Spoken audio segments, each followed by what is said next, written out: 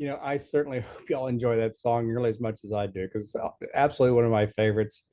And for a money conversation, what could be a better song than hearing Pink Floyd do Money? I truly, I hope you enjoyed it. We're still going to give a minute or two or 30 seconds or so for other people to join us.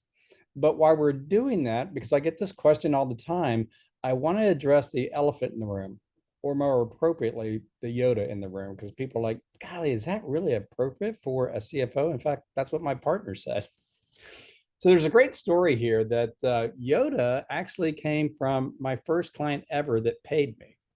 It was a great marketing company, TikTok, and we were doing work with them. And they had previously done the work with PepsiCo when Pepsi was the sponsors of the movies when the movies got relaunched. And so when I got the check, I looked at it and I put it back down. And I slid it across the table to the owner of TikTok. And I says, "You can have the check if I can have Battle Yoda." And he said no. 10 years later, we got re-engaged, and I asked him if he still had Battle Yoda. And struck up the idea that I was open to the barter situation. He ultimately said yes, because I think he was just tired of storing these things. So in addition to Battle Yoda, we also received old Wise Yoda that was in the swamp with Luke while he was training Luke. We received Darth Maul, full size. Darth Maul is like 6 feet tall. Let me see, Jar Jar Binks, and one other character, Watto or something like that. He was the shop repair guy. Anyways, so that's the elephant in the room. And with that said, we're going to start out now talking about the sharks on our screen. So a lot of y'all have been at our deals before, and really thankful that you were able to join us then. And hopefully you'll enjoy this one just as much. So we talk about the Shark Tank metaphor because it's really a good one for most participants as we go through this. And what is one of the universal things that they talk about in Shark Tank? When the participants are there, they talk about the fact that you don't know your numbers, you don't know how to use your numbers, and you don't know what your numbers are really telling you about your business. So as we go through this, just as a reminder, this is actually number 4 in a 5-part series. We did an overview of the financials previously. We dove into the P&L for a while on October 20th. In November, we did the balance sheet, what I call your company's medical chart. And right now, we're going to go into the statement of cash flows. Rarely used, but always needed. In fact, poor cash awareness is the #1 reason why even successful companies get into trouble. So with that said, some of what I'm going to do is a repeat because they're universal truths that we like to touch on each and every time. So the most important one is this concept right here. Whenever you look at your financials, no matter what the outcome is, no matter what the results say, you need to know that your financials are nothing more than a reflection, a historical reflection of your people, their decisions, behaviors, processes, and systems. Therefore, irrespective of your great strategy and your plans, if you don't like your numbers, please know that you're going to need to find out where to change your people, their decisions, behaviors, processes, and systems. Now, your CFO along those deals, your CFO's job is to help you identify where those changes should be made and how to prioritize them, and then how they align with your strategy to help drive ROI and minimize risk in your company. And in fact, in this light, I want you to think of your CFO as really the Chief Financial Education Officer. Because when done well, a good CFO not only teaches the CEO how to manage their numbers better and what the Shark Tank story is being told, but they also help everybody in the company, from the leadership team down to the people that are doing the work, how their behaviors on an individual basis can radically change the numbers. That's certainly true in the income statement. It's also true in the balance sheet to a lesser degree, but in the cash flow statement, it's the amalgamation of everything. So everything that your people are doing is going to be reflected in the statement of cash flows. Now, one interesting thing is I do a lot of presentations with CEOs, either in Convene, Vistage, and I've had the pleasure of doing it with EO as well. And when I do that, the thing that I really stress is, when we talked about your income statement, what's the purpose of your income statement? Well, in this deal, it's The purpose of your income statement is it really tells you how fast you're going, right? Are you going as fast as you thought you would? Is you going faster than your plan, right? So how fast are you going? And most entrepreneurs live and die by their income statement. In fact, I had an incredible conversation this last week with a prospective client, and we got down to, hey, here's information I would need to do to assess the size and complexity of your company. And I'd like to see this year and last year income statement, balance sheet, and statement of cash flows. And what stunned me was his comment was, balance sheet, we don't have one of those. And he wasn't kidding. His accountant had never shown him a balance sheet. He had no idea what it was about and what it was supposed to tell him. So we go into the income statement about how fast you're going, but the balance sheet says, how healthy is your body? How long can your company or body stay in the race at that pace and maintain it? So when we did the balance sheet, one of my metaphors there that's coming up a little bit, so I'll save it because I don't want to be a spoiler for my own slides. That's never good protocol. But lastly, the statement of cash flows or cash flows. It really explains the why on cash. We're going to go through a couple of examples here, but it's stunning how fast somebody will say, what happened to my cash? I had a wildly profitable month, quarter, year. So one of the universal truths is that when you're growing and growing rapidly, that's not producing cash. Growth consumes cash, and you need to know how it's consuming cash so that you make appropriate decisions about the cash that your company is generating and not just the revenue. So when I do talk to CEOs, I will ask them, tell me about the first three things or the only three things that you look at in your financial statements. And here's the universal truth to all of those meetings. Number one, I'm going to look at revenue. Number two, I'm going to look at income and EBITDA. And lastly, if I look at something in the balance sheet, I'm going to look at my cash balances, right? So here's a couple of things that's really stunning about that. These are some of the three most misleading things about your business on a point in time basis. If you don't understand the trends, if you don't understand the ebbs and flows of resources, and in particularly, if you don't understand your cash flow and cash demands, odds of you stubbing your toe and sending your company into some level of distress is really high, especially if you're growing. So here's what happens in fast growing companies, especially if they're not monitoring their cash flow. They're growing, and we're going to go through an example of this. They run out of cash, and then everything stops. Everything stops. So now you had the CEO calling their best customers, trying to get cash collected in. They're trying to do things. So all the focus just went off of executing the plan into feeding the plan. And that's because they lost visibility about their cash resources and their cash flow. So when I also talk to CEO groups, I will ask them about the statement of cash flow. You know how many, what percent on average have looked at, study, and in particular, understand their cash flow statement? Well, out of those that actually look at it and try to grasp what it's telling them, that's about 5%, maybe 10%. I'm prone to exaggeration in these things, so maybe 10%. You know how many actually understand it? Almost zero. In fact, a lot of them will confess to you, it's confusing to me. I don't understand why things are going up and down and what that's supposed to be telling me. So if you're one of those CEOs, welcome to the party. You're not alone, and this show is for you. With that said, here's what your balance sheet really looks like, right?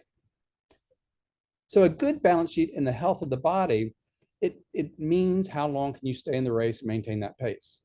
So a healthy balance sheet is that guy on the right. He's been running all day long. He's still having a good time, yucking it up with his running buddies during the race. He's going to finish well and everything else. The other person on the left-hand side, they hit that proverbial wall. And when you hit the wall, which I used to run a lot, and so I hit the wall once, you are cruising along, and within about 100 yards, you can barely move again. It happens just that fast because you have literally depleted all the gas and resources out of your body, and your body just shuts down on the movement. It has nothing else to give. So when we transition that into really talking about the cash flow statement, we're really going to be talking about cash, because cash is that fuel. Liquidity is that fuel that keeps you alive. So understanding your cash becomes quintessentially important. Some other universal truths. I just talked about that cash is that goo that keeps our tank ready to run, or the gas, right? The other thing that you should know, and comes from one of my favorite investment banker friends, your friends may forgive you if you're bad at golf or cheat at golf. Your partner may forgive you if you cheated on them, but no one, and I mean no one, will forgive you if you run out of cash. Not your employees, not your customers, not your vendors, and certainly not your banker, right? When you run out of cash, it becomes visible to everybody, because you're not only disrupting your business, you're disrupting their business. You're not able to pay your vendors on time. You're calling hey, I know we used to pay in 35 days, but now I need to pay in 60, 65, 75 days. Now you're not able to buy the inventory that you need to satisfy future orders. And now you're haranguing your customers about pay me now, pay me now, pay me now. All you're doing to that deal, you are sending out signals to your market partners that your company is not healthy. So let that sink in for a little bit. No matter how great your story is, no matter how great your elevator pitch is, no matter how great your services are or your product, when you're in that, you're telling everybody in your marketplace just how weak and vulnerable your company is. That is not a good place where you want to be. So again, the statement of cash flow really tells you where the gas is, where it's coming from, and how much you're burning up to keep it going. Now, we're going to walk through some basic examples of statement of cash flow, and we're going to walk through the components that you may not be familiar with. I'm going to try my best to explain it, but unlike all my other situations or presentations, I'm not going to wait until the very end for all the questions. We're going to take a pause in about another 15, 20 minutes when the fire hose gets turned off for you to ask questions while it's still fresh before we move on. Now, please know that at any time you can put questions into the chat, and what will happen is Lola or myself will read those and then answer those. And if you just want to open it up and turn on your mic, you can ask them that way as well. So here is your P&L, and you're like, why are we starting out with the P&L? You've been talking about the cash statement. This is why your cash flow statement is so important. Your P&L and what I call the drunken sailor. So remember back that we talked about that your average entrepreneur is going to look at their net income and their revenue, because those are the things that they really want to say. That's their scorecard of I'm winning or I'm not winning. I'm moving ahead, I'm hitting my goals, or I'm not. So in this company, year over year, fantastic growth. They grew 140%. That's awesome. It is totally awesome. And their earnings before interest and tax, or the EBIT, that grew 250%. They went from 1 million to 3.7 million. Now, I want you to imagine yourself presenting this to your board or your leadership team during your annual planning deal. I will guarantee you that everybody's going around there high-fiving, hugging. Where are we going tonight for the happy hour? This is fantastic, everything. And everybody's starting to think about their big, grand plans, because holy smokes, we must have printed money this year because our revenues more than doubled and our profit almost tripled, or in this case, it more than tripled, right? So we have to be doing great. We can afford to do anything. And as we walk through this example, we're going to stick with this one company in this one time frame. It was a very unique time frame for them, obviously, because of COVID, right? This is one of the companies that really did quite well during COVID. But I want you to go from the celebratory moment of sharing these financials to the sobering moment when the drunken sailor wakes up and understands their cash flow. So here we go. So we're going to start out with that net income. A little bit different because this is net income after taxes and the other one wasn't. So don't, get all sideways on that. So again, we're back here to, oh my gosh, net income more than triple. It's fantastic. We are high-fiving. But let's look down here at changes in cash and cash equivalents. Last year, when the company made $1 million, really 28% of it fell to the bottom line as far as cash, your cash bottom line. They generated $286,000 of cash off their $1 million earnings. In 2020, they more than tripled, but their cash they actually made less cash, right? Their cash balance went up only a modest amount relative to a tremendous amount of EBITDA. So let's go back to that celebratory party, right? And you're the CEO who is only or primarily looking at your income statement. You're thinking mentally that you have $3.6 million of resources that you've created because of this incredible company. But the fact of the matter is you only created $250,000 of resources, and you may not really realize it. In fact, a lot of times I've been in conversations with the CEO, and this dynamic's going on is like, somebody stole the money. Where did it go? It's impossible that we don't have a lot more cash. But we're going to show you how it is possible. And it's not just possible with companies that are struggling, right? It's more likely that this happens with successful companies than it does with companies that struggle, because it's your balance sheet that is eating cash up voraciously when you are growing. So with that in mind, this is the typical reaction of an entrepreneur when they see this deal and come to the understanding that that $3.6 million of income did not produce $3.6 million of cash. Here's their reaction. Bad news. The reaction of every entrepreneur looks like that. Their head's blowing up. How could this be possible? Somebody has jacked up my numbers. The only thing that's jacked up your numbers is your balance sheet, because the cash flow is not just the income. It's all the resources of what's going on in your balance sheet. So if you remember back to our conversations about the balance sheet, I want you to keep this logic in your head as we go forward in this conversation. The first thing that happens in your business, you write a check, you deposit it in your bank, and you have cash and you have equity, right? The last thing that you do in your business when you're winding up, you write a check to take the cash out and equity goes to zero, right? So I use that as the obvious start and finish to a balance sheet and cash flow, that everything that you create on your income statement is rolling through your balance sheet until ultimately you write that last check. And if you don't understand where that cash is being stuck in your balance sheet, then you're never going to understand your real cash flow and what needs to happen to manage it better, right? So we're going to make sure that you don't look like this when you have your wildly successful years. So we're going to go back to this statement of cash flows, and we're going to take it piece by piece. Now, the first part, obviously, is the net income, which we already talked about. And then we're going to add back non-cash expenses. For some of y'all, you may be thinking this is like EBITDA, and that's pretty close, but still interest and taxes. Those are real expenses. They're not non-cash. So this is just adding back the non-cash expenses because you didn't really spend it, right? And then we get into the fun part.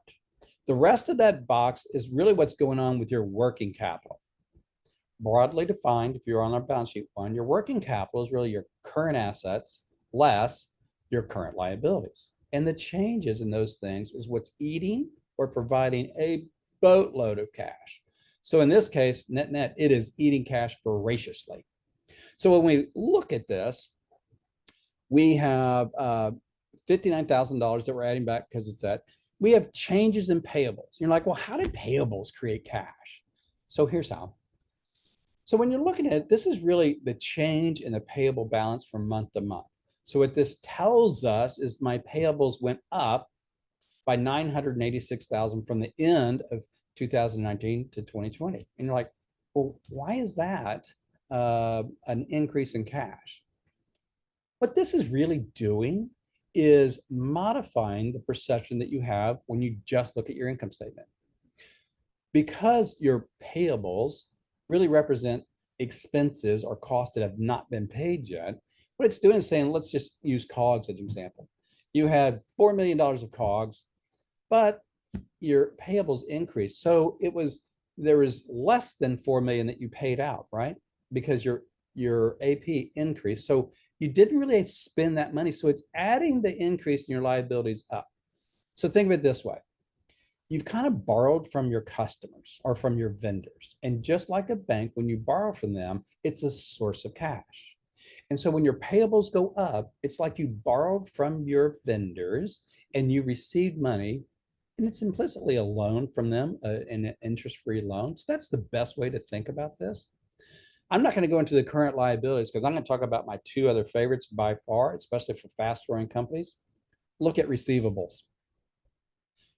It consumed $2.3 million of cash. And again, you're going, how does receivables consume cash? Well, let's go back to it's correcting your income statement. In this company, we saw that, the revenues went from 21 million to 50 something million. So it grew a ton. So did their receivables balance. And what this is showing us is that, hey, their receivables grew by 2 million. And so what is that looking at? It means that we have billed for things 2.3 million more things than what we've collected on average over the time. So it's showing as a consumption of cash because that increase has not been collected. So it's really taking that revenue from your income statement, says, not all that is cash because there's more that you didn't collect than you did.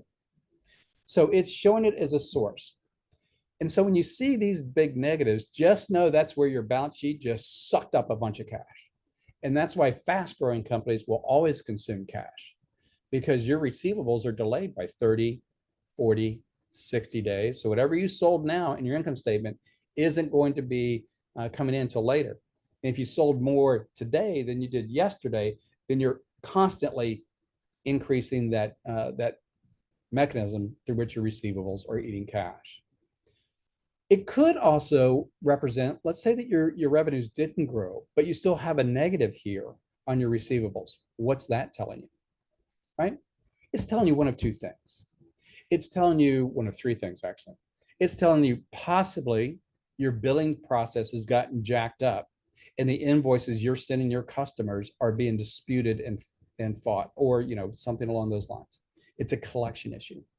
It could be that your collection people and process suddenly became broken over the last several months. And because of that, your collections are getting slower and slower and slower. So that's eating cash, even though you're the exact same. And I'll tell you, that cause of eating cash is really problematic, especially if you don't monitor this because you're not going to see it. And then lastly, it could be telling you that the health of your customers is declining, right? The health of your customers is declining. If your billing process is still magically great, if your collection processes and people are still magically great, and this increases while you have flat revenue, it tells you that your customers are in distress. That's a problem for your future revenue. So let's imagine that you're with the Shark Tank. You've now been equipped with a whole different way of understanding what your numbers are telling you. In fact, for a lot of the Shark Tank people, if you listen to them, they don't invest in a lot of things that consume inventory.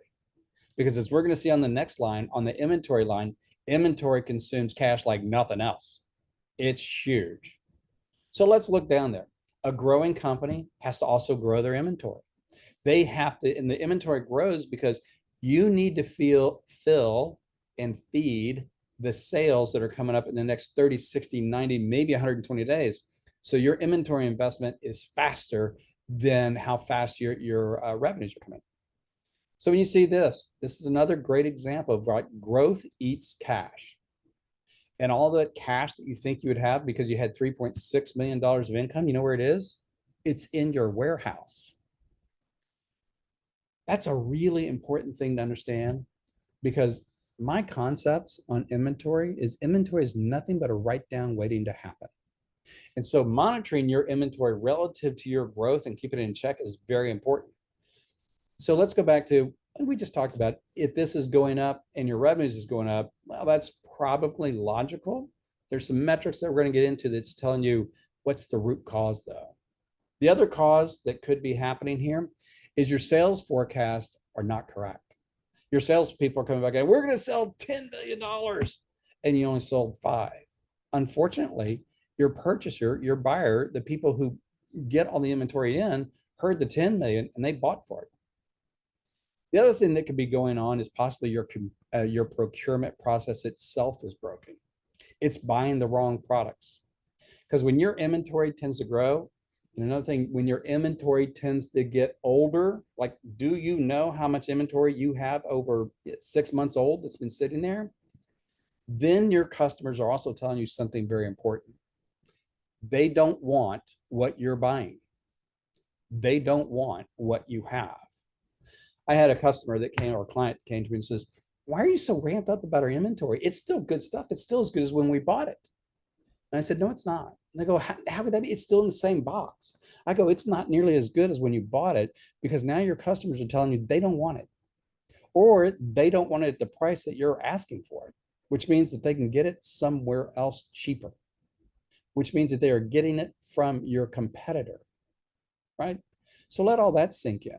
Your inventory increases, especially when your revenue is flat, is telling you some really bad things about your marketplace, your decisions about what you're carrying, and the real value of inventory.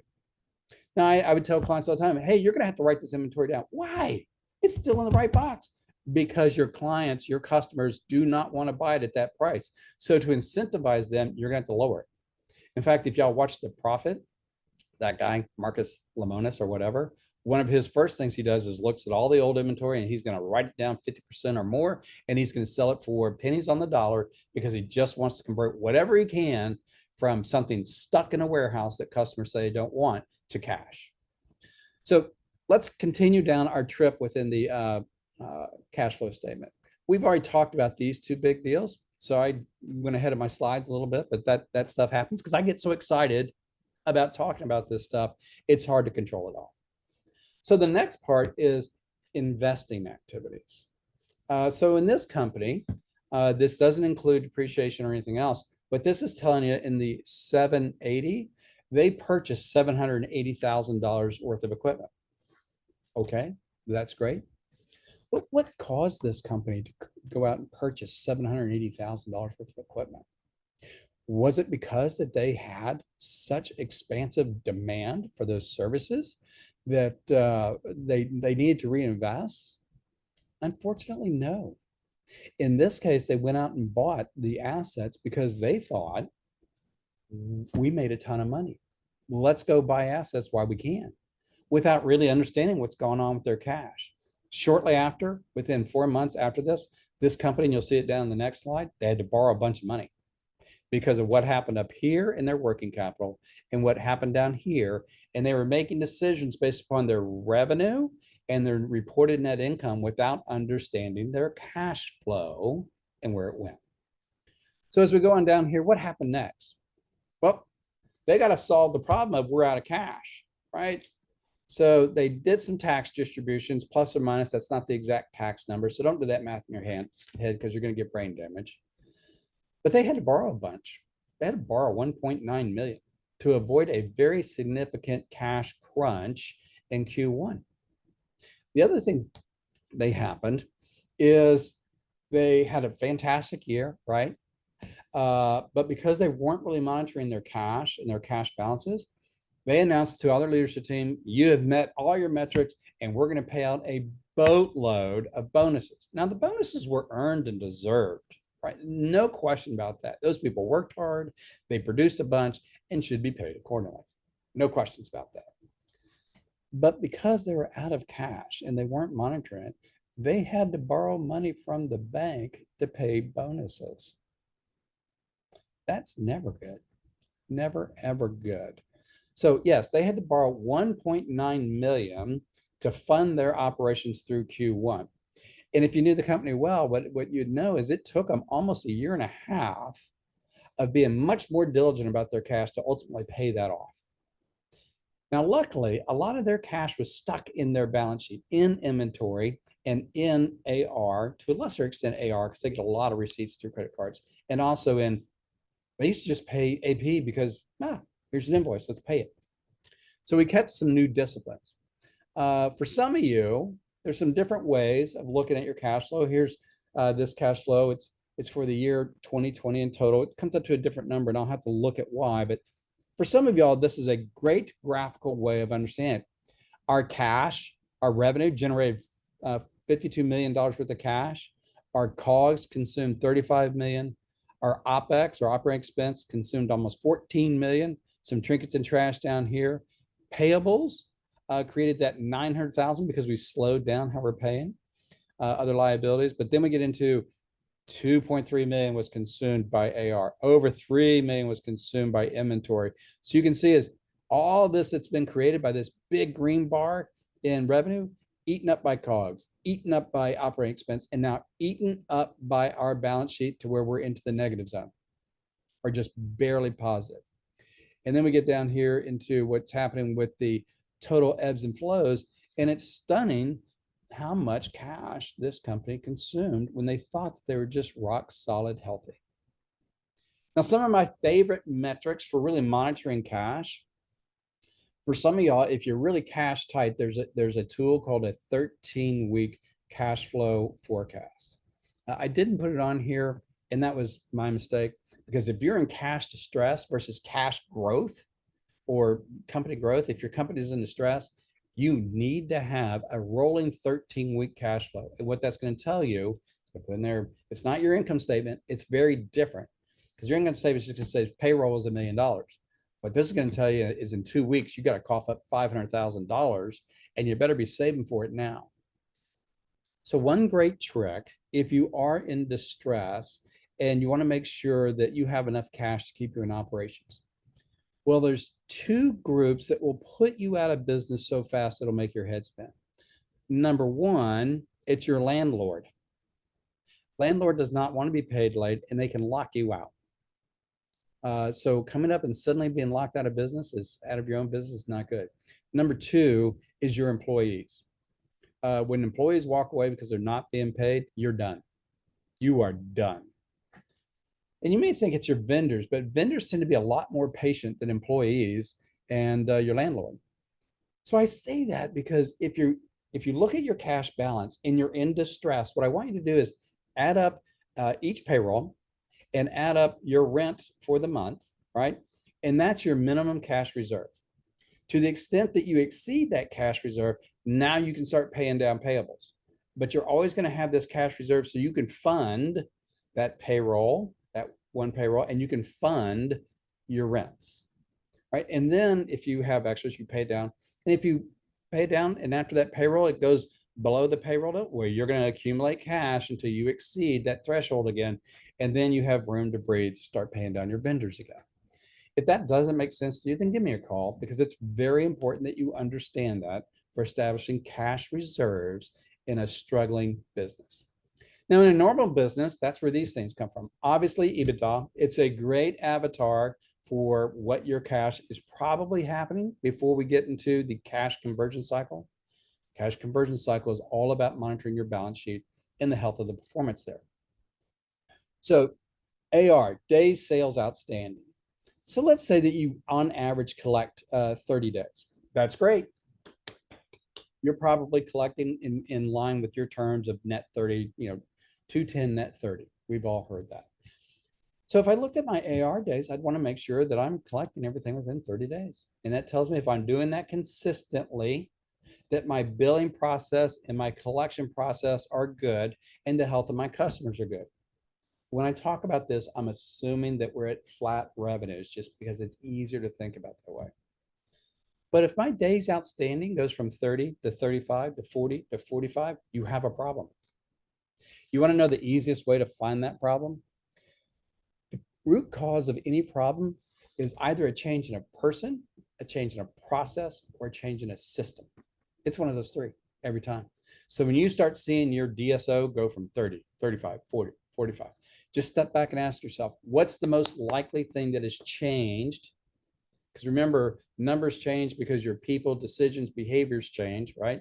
And ask yourself, is it a person, new person, old person, a new vendor, old vendor, whatever the case may be? Did that change? Did I have different people doing my billings, or possibly a different system doing my billings? Did I radically change my billing process? We did this for one company, and what we found is there's a huge inflection point like 18 months earlier. And I just asked them, when this trend changed trajectories and started going higher and higher, what was going on in the company? And they go, oh my God, that's when we changed our contracts. And they had forgotten to tighten the loop about their terms and their contracts, and it became looser, and their customers just rolled with it. Days in inventory. Typically, you're going to have 45 to 90 days of inventory because people they think inventory is good. And I already told you my opinion on inventory. But again, it's as long as it's consistent and ongoing, then that's fantastic. Especially, let's assume again, your revenues are consistent. But if it starts growing, what does that tell you? What are your customers telling you? What are your processes? What's that telling you about the person who's doing your procurement? Procurement is jacked up. We're buying the wrong stuff. Our customers don't want what we have. They don't want to buy at the price that we thought we'd get from it, right? So you might have an inventory. You want to look at the age of your inventory, right? The stuff that's been here for over 6 months and see what percent that is. Because if that's a percent that's changing, you have a problem.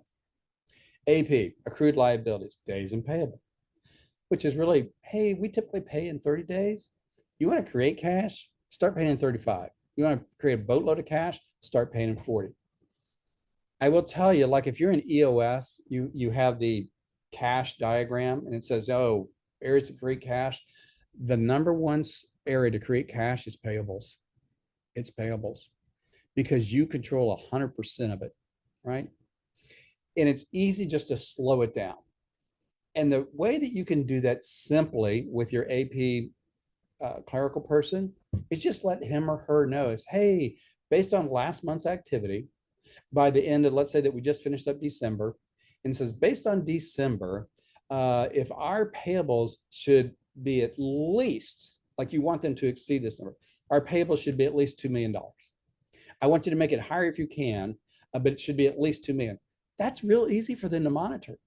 And all you're doing is doing a calculation about days of payables and telling them what that translates to a future balance.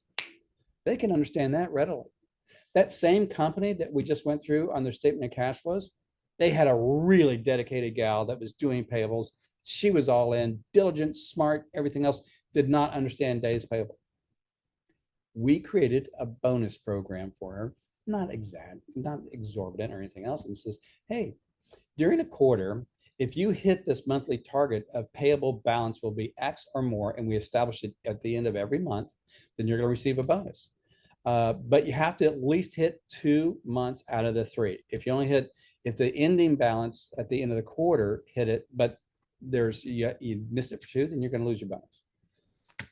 It took her 15 days to correct the AP balance, which generated a boatload of cash in 15 days. So if you're starving for cash, you want to know where to get it, it's probably in your payables, and work with that person first, because you control 100% of that decision. When you get into AR, it's more difficult. It's more difficult because you're not in control of your customers' decisions to pay you. Inventory can be the same thing, especially if it's old inventory or bad inventory, because you're not in the position of your customers' decisions to buy it. So AP first, right? Working capital. This is all net working capital that we're talking about, the cash conversion cycle. And so the cash conversion cycle takes all 3 of these things and puts them into days. So your AR days is 30 days, right? So now our cash conversion cycle is 30. My inventory days are 60. So 30 plus 60 equals my cash conversion cycle is now 90 days. And then my AP, days in AP is 20. So I have 30 plus 60 get to 90. And then I subtract out that 20 days on payables. So my net cash conversion cycle is 70 days. So why is that important? Here's why. So if you just started a business, or if you just did a transaction, you just bought inventory, just know it's on average going to be 70 days before it comes back into your shop, which means that you have to finance either through enough cash or borrowing from a bank 70 days with your operations. Really important. It's your cash conversion cycle, if it gets too high, will be the killer of your growth every time. We had another client, not the one that I showed you. Their cash conversion cycle, because they bought a boatload of stuff overseas, was 273 days, 9 months, 9 months. It was literally impossible for them to grow, because if they grew by 50%, then they needed 9 months, that 50%, to fund that growth. And they didn't have that capital. And their bank was already like, hey, we've already lent y'all, we're going to lend. So literally every time they tried to grow, it created more stress and chaos. And it wasn't until they fixed their relationships with their vendors and who they were sourcing it from, and collapsed that down from 270 down to 120 and then 90, that they were able to grow explosively. without stress, right? So let's look at some of these trends for the company that we looked at. Oh, and I got to hurry up because I only have 17 minutes left, and hopefully I'm not boring the dog out of you. So here's revenue and EBITDA margins. So revenue is in the blue. You can see that they went way up, and as they were going into 21, I'm sorry that I got extra time so we could focus on extra time as far as the extra year. I shouldn't have done that. So you can see what was going on with their EBITDA margins. Unfortunately, they had a big downturn in this deal during the upcoming months because certain things didn't go according to plan. So you're already stressed on cash. Then suddenly your EBITDA stops performing the way it did during your Yahoo year of 19 and 20. So you talk about increased stress. This is one of the reasons it took them like 18 months to get back on track with their total cash balance and repay that 1.9 million that they had to borrow. So let's look at cash equivalents, what was going on. The EBITDA, they were still doing this. And you're like, why are they generating more cash in 21 when their EBITDA is going on? So this is the slippery slope of a down period after a great period. So companies that are in distress sometimes go, oh, we're doing fine. We got plenty of cash, right? What's happening is the exact opposite of what happened when you were growing. When you were growing, your balance sheet was just eating cash because it's, just as we saw, it's $2 million in AR, almost $3 million in inventory and everything else. When you go in decline, your balance sheet starts to throw that cash off because now that $2 million that was higher, it's now being collected. It's now coming back through your bank account, even though it's not flowing through your income statement. That inventory, you stopped buying it because you ran out of cash. Now it's starting to be liquidated because you're selling it maybe slower than you thought you would. So that's really problematic if you don't understand why you have so much cash. Because if you're in distress and you feel like you're cash rich, it's because your balance sheet is finally throwing back up all that cash that it ate up while it was growing. And here's the problem with that. That's going to make you feel good when you shouldn't. That's the cash you should be using to restructure your business while you're coming down that decline curve. Because if you just keep on spending on OPEX and all the other stuff as though you're that drunken sailor because you don't really know where your cash is coming from, then when you get down to the bottom of the draft, you're going to find out that you didn't use the money to turn around. Now you're out of cash. And now your bank is telling you, oh, no, there's no way I'm going to lend you money. Look at this thing. So understanding why your cash is being consumed during growth and understanding why your cash is coming in so much during a decline period is critically important because those are signals that are telling you that when you go down that curve, you need to be using that cash to restructure. You need to be saving that cash. Very important stuff. So let's look at some of these other trends. Cash conversion cycle. That's this blue line. So overall, 80 days. They really started to improve in 19 and 20 when they started to get some improvements done. And it ultimately got down to 70 days. That's really good. Their inventory, if I showed you month by month, it's at one point in time, their inventory got to be 140 days or 130 days. It was huge. But year over year, because they were taking corrective actions. And in 2020 was their huge Yahoo year. And the reason it went back up is they sold everything in 2020. And then they started buying stuff.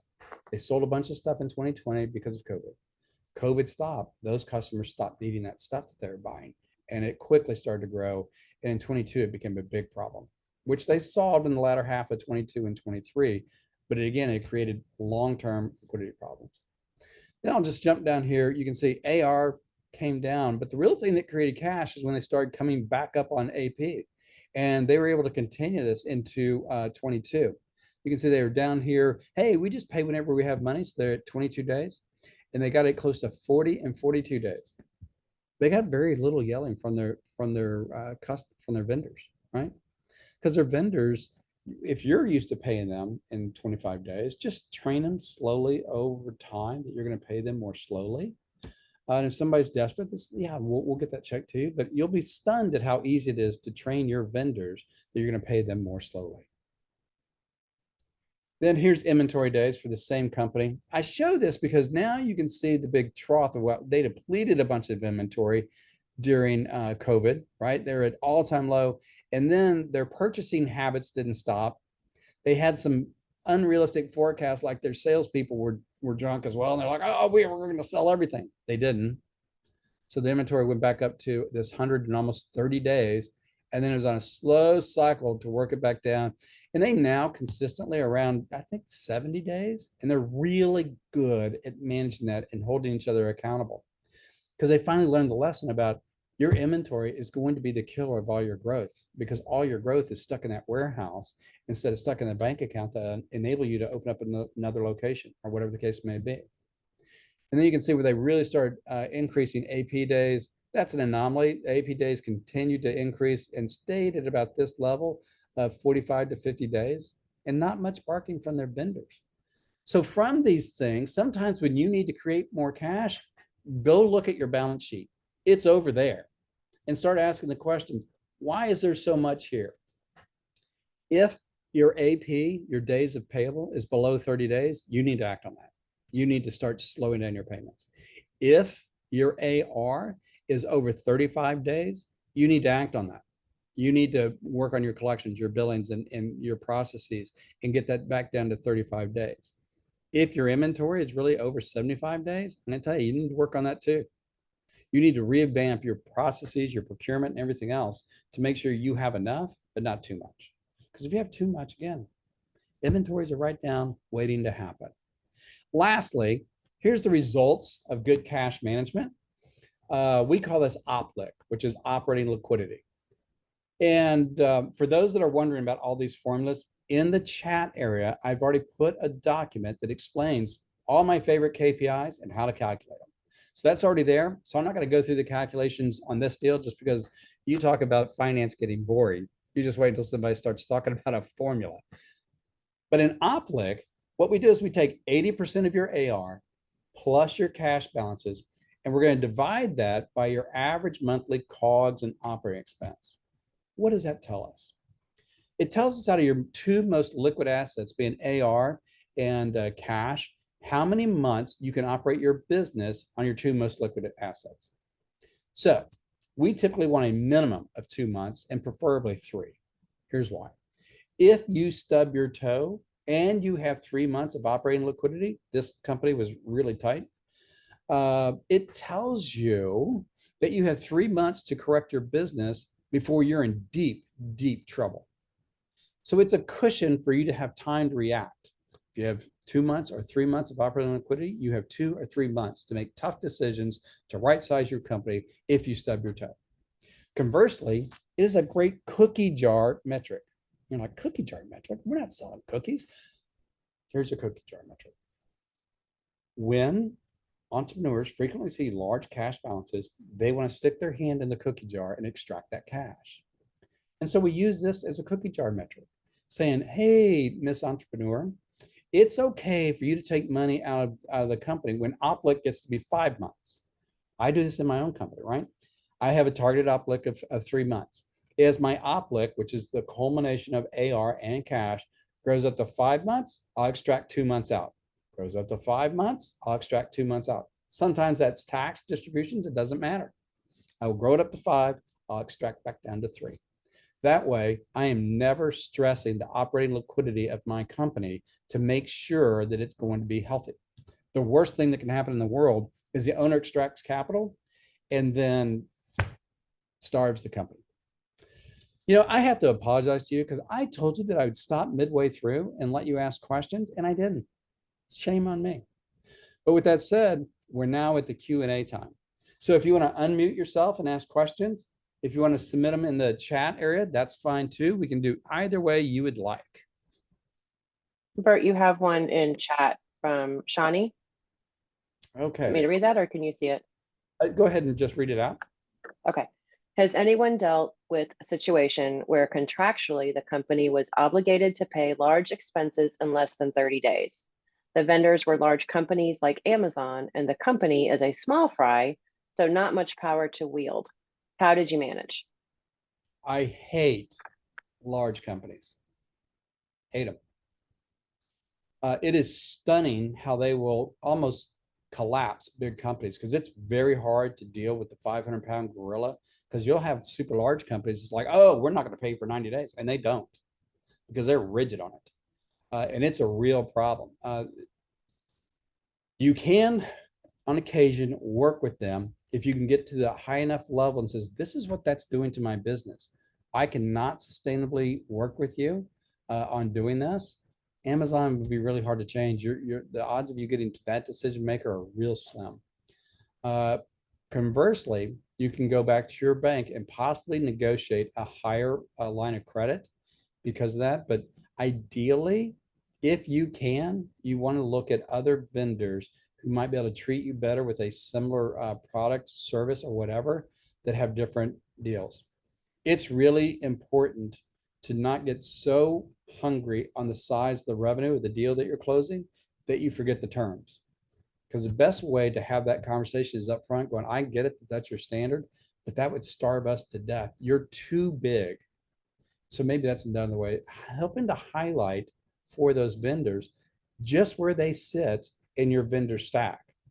So possibly go back to them and rank your vendors, your top 10, top 20 vendors, show them the annual purchases and show them the terms. And just says, hey, look, you're my number one vendor, but all my other ones are at 30 days and you're 50% of my purchases and you're at 90 days. You're killing me. You are killing me. That might be the most compelling way to present that argument. And Shawnee, I hope that helped, but if I wasn't clear, just ask away. That's what we're here for. What else do people want to talk about?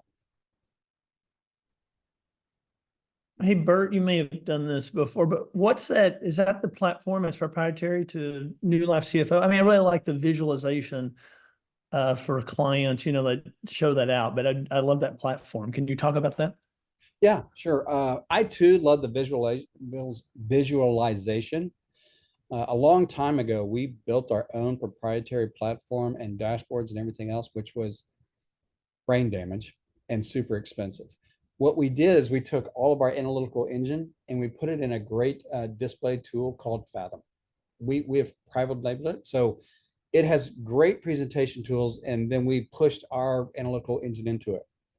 And the reason we did that, if I show a big stack of spreadsheets and printouts to a CEO, I will guarantee you they're not going to look at it.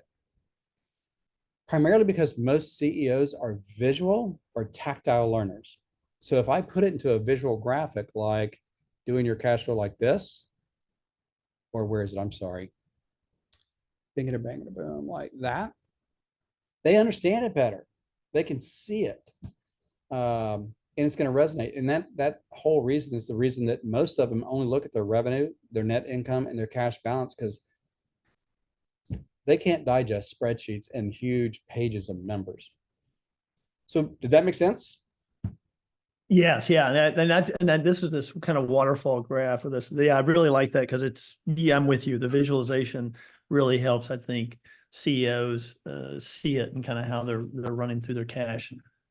It's totally different than doing the eye damage of going through that. Oh gosh, yeah. And then how often, since I've got you, sorry, this is Michael. How often do you recommend, going through this? I love the idea you're trending because that really helps. But are you recommending, is it something weekly they would look at? I know it's more of a monthly statement, but what do you recommend for depending on, and they're not in a cash crunch or, they're not major, but just a general rhythm and cadence. How often do you think they should be looking at their cash flow statement, et cetera? Every month. Okay, about 30 days in when they close the books and just. Yep, we call it a financial summit, Michael. And okay. As a CFO, we want to lean in and make sure that they understand how we see the numbers and where we see risks and everything else. Because it's only through monitoring these trends month in and month out that you can see when there's a break in the trend. And it's the break in the trend. As soon as it breaks, that's when it's telling you that something has happened to your people, their decisions, behaviors, processes, or systems, and investigate it soon as as that break happens. Okay. All right. Thanks. That makes sense? Yeah. Thank you. Okay. What else do we have? We have a couple more minutes, and I'm more than happy to stay on wherever y'all'd like. You have one question from Mark Wigder. How about raising capital from investors to increase cash resources to deploy in the business, recognizing they will likely need good financial statements to do this? Well, you will need good financial statements. So that's a great question, Mark. Obviously, bringing in investors is always a viable option. but I like to go through an order of prioritization, right? So if I can solve this easily on my own by managing my working capital better, I'm going to do that because equity is very expensive. Now I'm having to give up part of my company, possibly just because I'm not managing some of my processes well. Here's the other thing that's really important, especially if you're thinking about selling your business. As you work your working capital to where you need less and less to perform, whether it's for an investor mark or for a buyer, that radically improves the value of your company because they too look at the speed at which cash can be regenerated. So let's go back to Shark Tank. Those are investors looking to invest in companies, and they frequently will back up on consumer products because there's just too much inventory that gets consumed. So I would start out with fixing what you can fix internally and then going to seek the capital because you're probably going to find that it's easier to find the capital. And it'd be really expensive to give up, 10, 15, 40% of your company just because you haven't fixed some of your key processes. Anything else, Lola? Or if anybody wants to unmute themselves? Well, Charles says, great job, Burt, Yahooty. Thanks, Charles. It's one of my favorite terms. I have the Yahooty sign that Vans gave me just up over here. It's no longer in my background, but thanks for saying so. But with that said, if y'all, hopefully you've downloaded the description of my favorite KPIs and how to calculate them.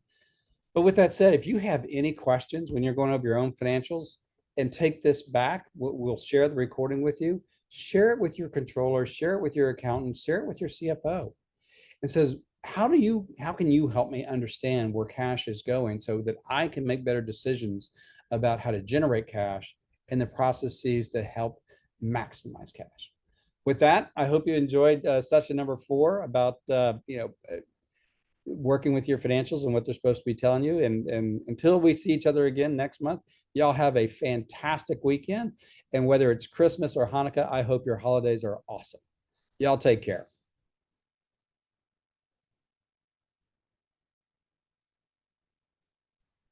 You didn't send the link for that KPIs. It was there previously. I will. Was before it in the document? Yeah, I had put it in the chat. It's right there. Oh, you did? It's the first one. Oh, I don't see it in the chat. It's scroll up to the very beginning. I am all the way up. I'm all the way up. Because it's showing up on mine. Weird. Not showing up on mine.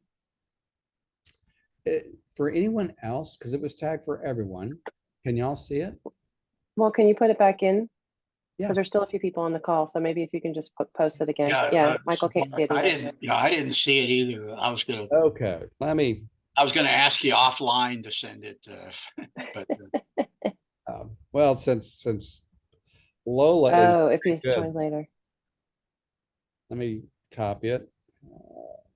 There's a copy function. Can y'all see it now?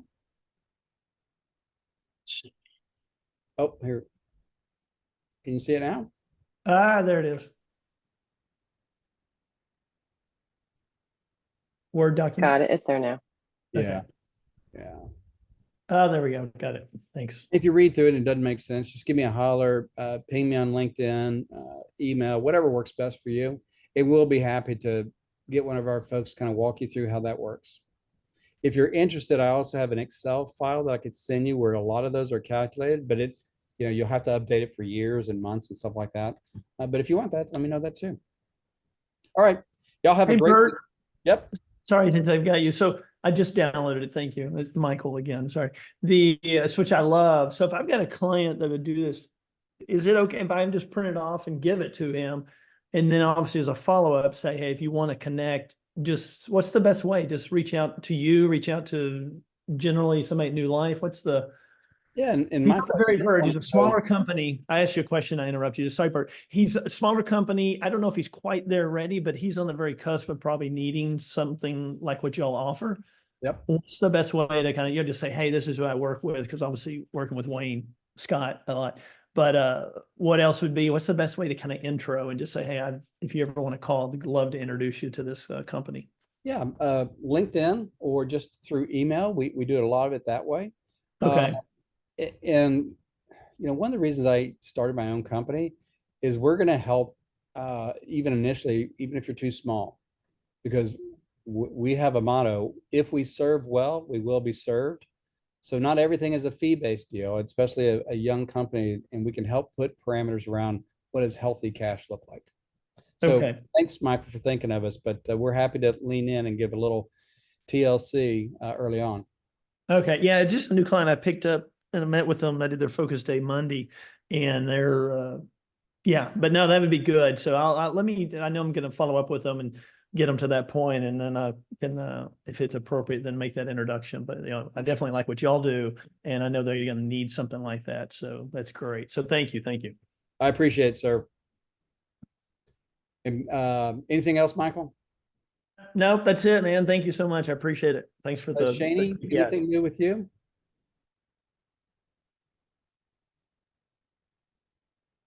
Okay. Sorry, I was on mute. Nope, that was great. Thank you so much. I enjoyed your presentation and loved the layout of your graphs too. Super helpful.